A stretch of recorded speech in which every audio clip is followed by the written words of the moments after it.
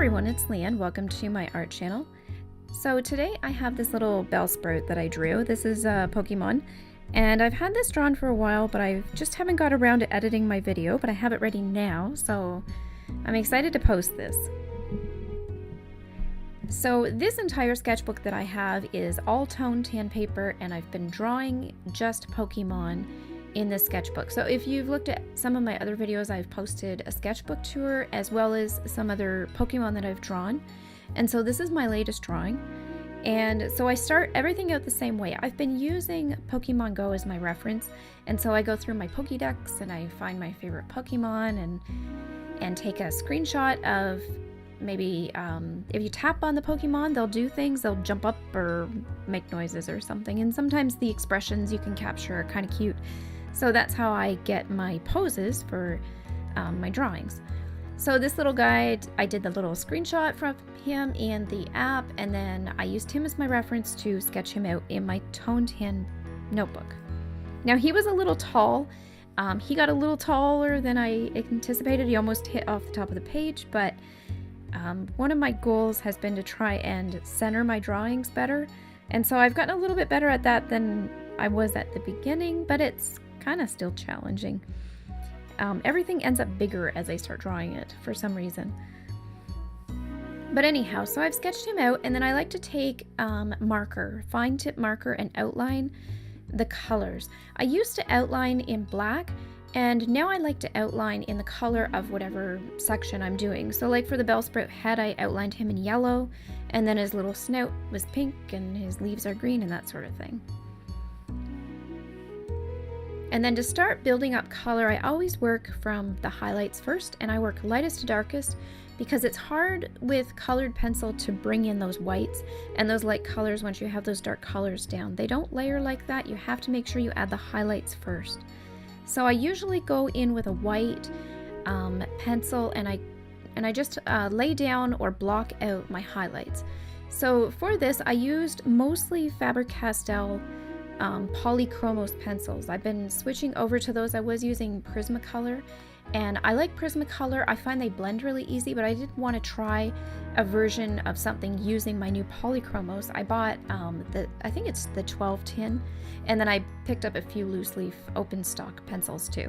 So I really wanted to give those a try on this piece. So they blend a lot differently, and I have mixed them. I did use some Prismacolor where I needed them and didn't have a color in the Polychromos. So they don't work together that great. They work, you can make them work, but definitely they're a different breed. So if I'm using just Polychromos, I would prefer to just use those and not blend in Prismacolor, and vice versa. But otherwise, I did like the blending.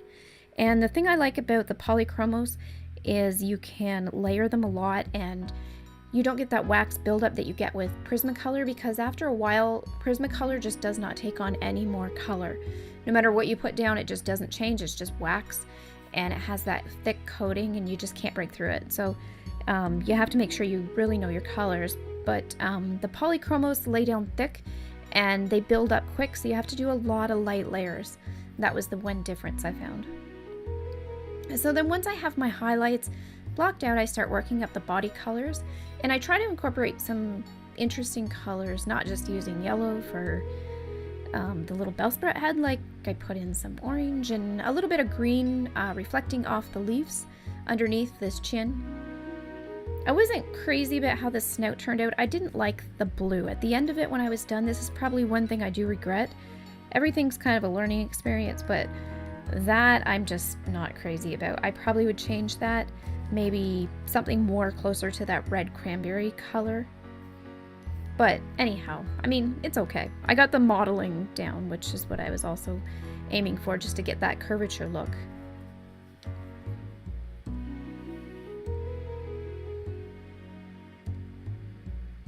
One thing I like to do too is near the eyes, I like to add a highlight rim, and so you can see that at the base of the little Bellsprout's eyes. And I like to come back in with that white or the light yellow, any of my lightest colors, and really add that rim, and I find it adds an extra dimension to the eyes.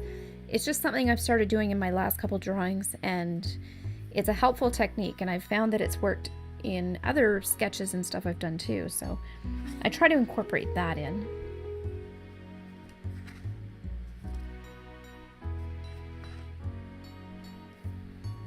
So I've been thinking about some other things I want to draw on my Toned Tan sketchbook. This one I'm using just exclusively for Pokemon. I don't want to add anything else in this book, but I do want to do some other character drawings. So I did pick up another sketchbook on the weekend, and I'm thinking about doing some Splatoon characters, maybe a squid, or something from, maybe even Marie from Splatoon. She's my favorite squid sister, so I don't know, I'm kind of toying with that idea. And then all of the Mario characters, the primary Nintendo characters, are really fun too.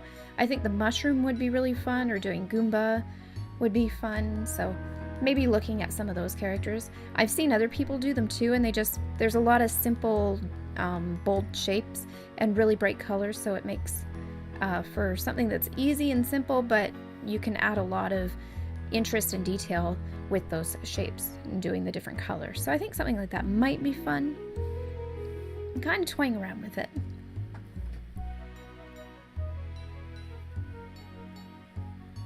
Oh my goodness, for this Bellsprout, his feet are ugly. And I don't mean my drawing's ugly, I mean maybe it is, but his feet are hideous. Like, they're just the ugliest feet I've ever seen. I don't know. Pokemon, they usually have a good characteristic and a bad characteristic. There's no perfect Pokemon except maybe Pikachu. I think he's the most well-rounded drawn Pokemon. And I think Bellsprouts are cute. They're just kind of weird looking and they make me laugh, but his feet, oh my gosh, his feet are so gross. But I drew them exactly as they were. I wasn't going to change them. He has these long, lanky toes, and they're really like knobby and bony looking, and they're really tricky to do the white outline at the end around because they were so thin, and there was some white space or negative space in between, so I had to outline with my little pen, but it's done. He got done. But this one was a fun one to color because it wasn't too complex. There wasn't a lot of crazy shapes or considerations I had to make. He was pretty easy. I really enjoyed doing him. So with these colored pencils, again, I just layer. I put down from light to dark, and then I'll come back in with my lights and kind of look where I feel like I need to push the highlights a little bit. And like I mentioned, as you put the dark colors down, it's harder to bring back those light colors, but you can create more of a gradient between them when you're at the edges of those colors, where they're bordering each other. And so you can push the colors around a bit. So I do that a lot, and I really do like working with the Polychromos. I'm going to pick up some more of those. They're a little bit more expensive, but I'm a big Faber-Castell fan. I love all their products. I haven't found something I don't like, so I would like to get more of the Polychromos so I can use them. So my final touch is I just go around and ink it with a Jelly Roll pen in white, and this kind of just gives, it kind of looks like a sticker when it's done, and I just like that look. It just sets it off on the dark toned tan paper.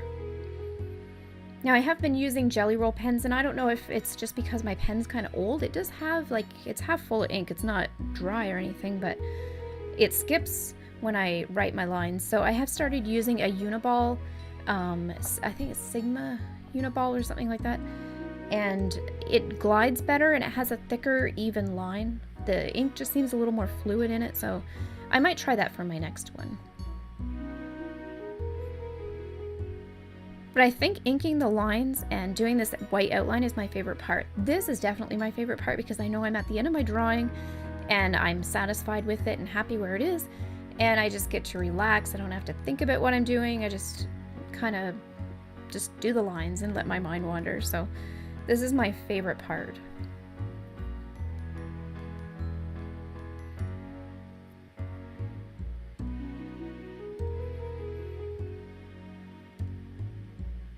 So here he is, he's all done and ready to go Pokemoning or something. So yeah, I hope you guys enjoyed this kind of speed paint look at my little Bellsprout. I post my art on my art channel, or I post my art on my Instagram too, so if you want to check that out, I'm LeanneLand Art on Instagram, and I post a bit more art over there. So if you like this video, please give it a thumbs up and subscribe if you want to see more. Thank you for watching.